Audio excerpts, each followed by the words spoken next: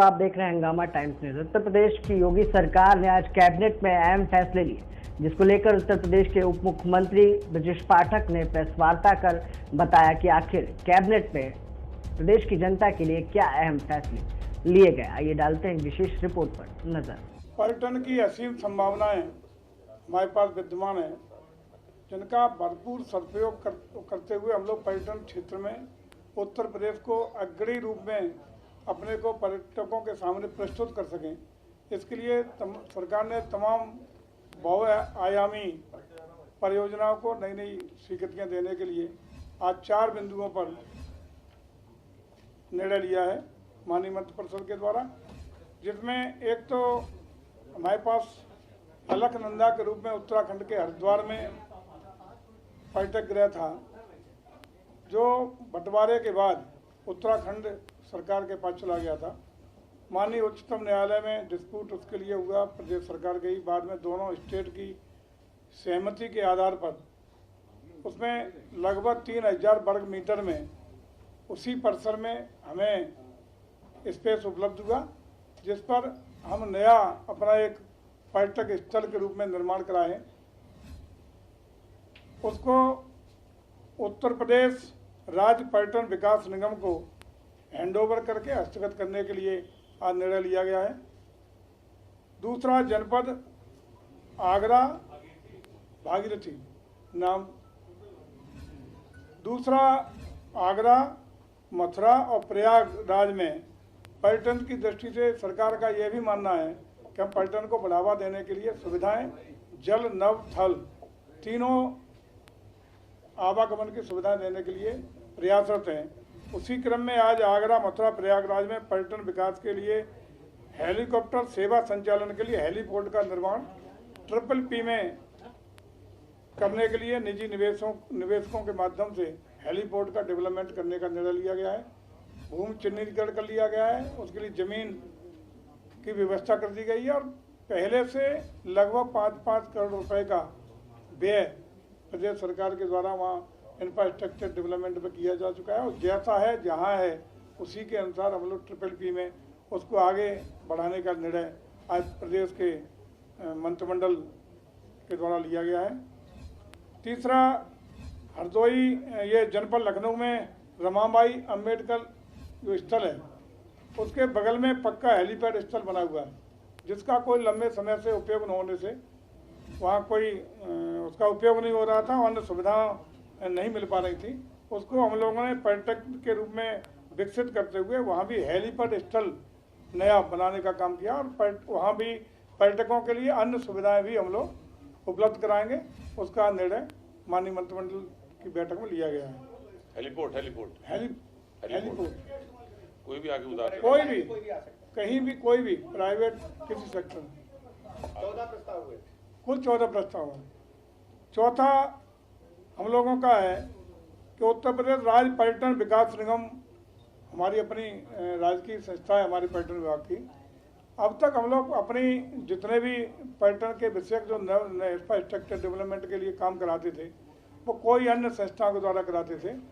जब हमारे पास इसके लिए टेक्निकल स्टाफ और सारे पद स्वीकृत हैं, तो हम लोगों ने आज 10 करोड़ तक के कार्य अपने उत्तर प्रदेश राज्य पर्यटन विकास निगम के माध्यम से उसको कार्यदायी संस्था का सहमति अनुमति उत्तर प्रदेश मंत्रिमंडल द्वारा प्रदान की गई है। ये 4 निर्णय पर्यटन विभाग के माननीय मंत्रिमंडल के द्वारा लिए गए हैं, जो आपके सामने प्रस्तुत हैं। आदरणीय खन्ना जी, आज की इस प्रेस वार्ता में आप सबका स्वागत है। एक लोक निर्माण विभाग के द्वारा पोखराया घाटमपुर बिंदकी मार्ग, जो राज्य मार्ग 46 के रूप में जाना जाता है, इसका 4 लेन उच्चीकरण, अनुरक्षण सार्वजनिक निजी सहभागिता से कराने का वित्तीय प्रस्ताव आज स्वीकृत हुआ है। ये आपको बता दें कि वर्तमान में इसकी लंबाई 82.53 किलोमीटर है और ये 2 लेन का विद पेव्ड शोल्डर 10 मीटर चौड़ाई स्तर का जो प्रस्तावित हुआ है। इसमें NH2, NH25, NH86 को ये क्रॉस करता है। इसकी टोटल परियोजना की जो कास्ट है वो 1136.45 करोड़ रुपए है, जो PPP मॉडल के ऊपर बनाया जाएगा। इस प्रकार से मंत्रिमंडल के द्वारा इसकी स्वीकृति प्रदान की गई। इसमें एक विशेष बात कोट करने वाली यह है कि जो भी ये फीस रियलाइज करेंगे उसमें 1% सरकार को भी मिलेगा। ये खास बात है, ये पहली बार ऐसा हो रहा है। तो कुल इसकी लंबाई 82.53 किलोमीटर और साथ साथ 1136.45 करोड़ रुपए का इसमें निजी निवेश प्रस्तावित है।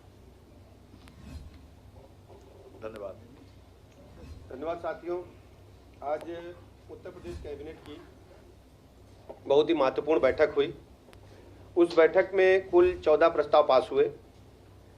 4 प्रस्तावों के बारे में हमारे आदरणीय पर्यटन मंत्री जी ने और लोक निर्माण विभाग की जो महत्वपूर्ण एक परियोजना थी उसके बारे में आदरणीय वित्त मंत्री हमारे वरिष्ठ साथी आदरणीय खन्ना जी ने पूरा आपको बताया है।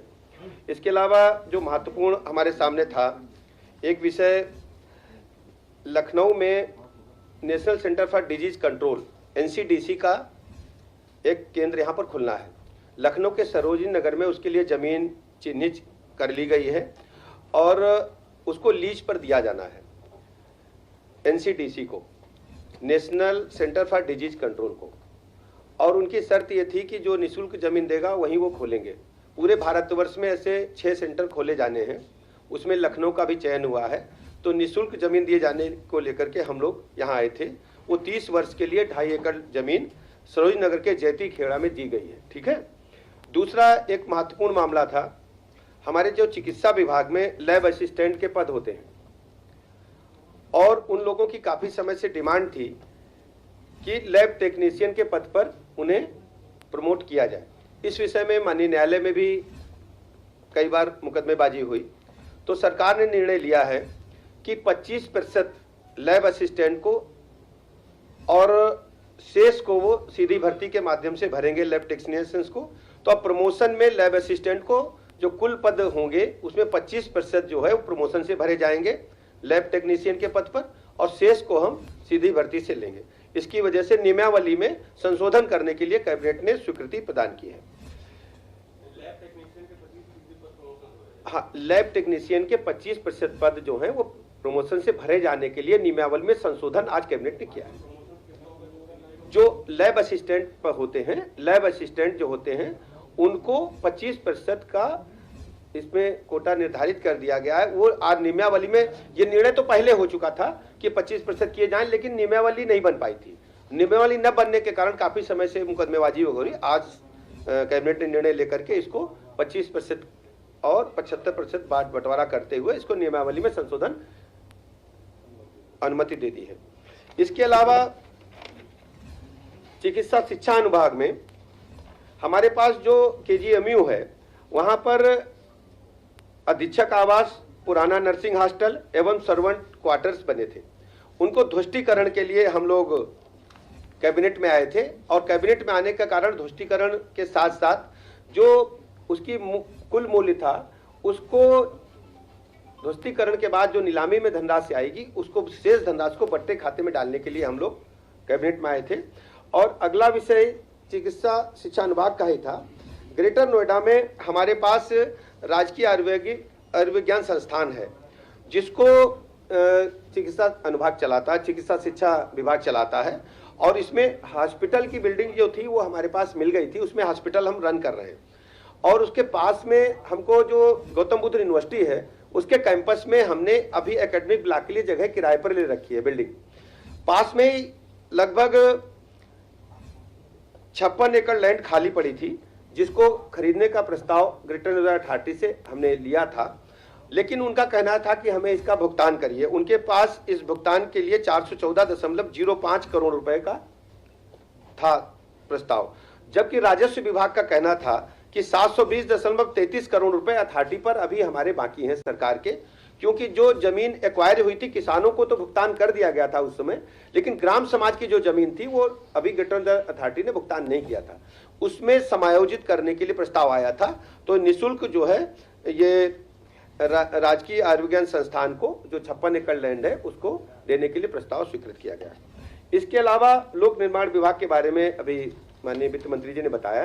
गोपन अनुभाग में एक विशेष काम था ये कि अभी तक आप देखते थे कि जो पदनाम था, पहले अनुसचिव, उप सचिव, फिर धीरे धीरे सचिव हुआ, फिर प्रमुख सचिव हुआ, अब वहां पर अपर मुख्य सचिव का पद भी है और उस पर काफी समय से लोग काम कर रहे हैं। तो उसके लिए अपर मुख्य सचिव जो है वो गोपन अनुभाग ने आज प्रस्ताव दिया, उस पर हम लोगों ने इसको स्वीकृति प्रदान की है। इसके अलावा होमगार्ड्स अनुभाग में होमगार्ड के जो पहले जो हमारे अधिकारी हैं उनको इंसास राइफलें दी जा चुकी हैं, ट्रेनिंग काम कर रहे हैं। कुछ अधिकारियों को पिस्टल दी गई थी और अभी 153 पिस्टल को खरीदने का प्रस्ताव होमगार्ड अनुभाग ने दिया अधिकारियों को देने के लिए, उसको भी स्वीकृति प्रदान की है। इसके अलावा जो न्यायिक सेवा नियमावली है, अभी तक इसमें विकलांगों का कोटा तय नहीं था, अब सभी जो हमारे आरक्षण है उसके साथ साथ दिव्यांगों को भी इसमें 4% दे दिया गया है। इसके अलावा चीनी उद्योग का है, वो तो नहीं, अभी इसमें कैबिनेट नहीं, लेकिन उसमें जल्दी हम आपके समझ आएगा, आपको बताएंगे। नहीं 14 हो गए, 14 हो गए, बाकी रूटीन 14 पूरे हो गए। नहीं उस पर हम लोग काम कर रहे हैं, कैबिनेट में भी आने की आवश्यकता नहीं। अभी कैबिनेट में जो भी प्रस्ताव आए उस पर हमने आपके समक्ष पूरी तरह से बताया है और जैसे जैसे प्रस्ताव आते जाएंगे हम बताते रहेंगे। सरकार पूरी तरह से सजग है, आपके मनोभावों को हम समझ रहे हैं और हम लोग जनता के साथ खड़े हैं। बहुत बहुत धन्यवाद। जैसे जैसे आएगा तुरंत बताएंगे, आपकी भी कोई बात हो तो भी रखेंगे। वहां तक पहुंचने में भी आपको टाइम लगेगा, 60 वर्ष के लिए।